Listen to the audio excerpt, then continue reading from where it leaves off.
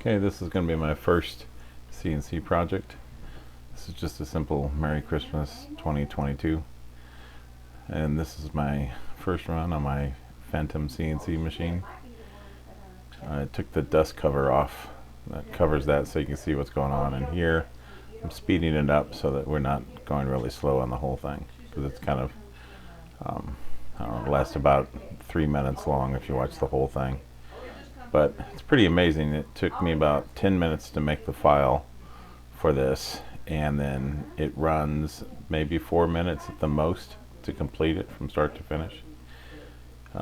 It probably could go slower. There's a little bit of chip out from the drill bit moving really fast, and this is real time here. And then this is the finished product.